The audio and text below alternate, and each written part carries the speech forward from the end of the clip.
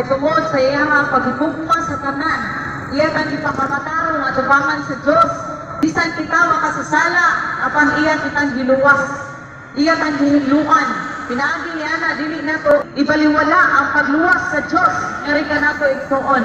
Tungod kay naluwas naman kita karon, gawas nun natagikan sa pagpakasala igsuon.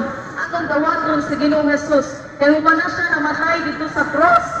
Aron nga kita yung bibluan, humana siya nag-antos. Musa karon na igsuon.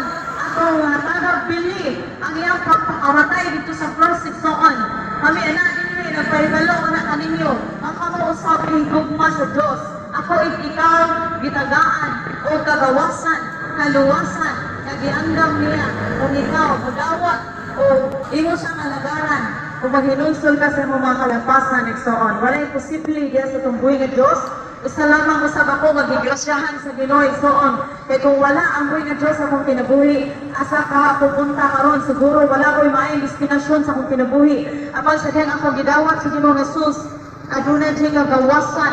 Nagapos ko kaniadto gikan sa sala.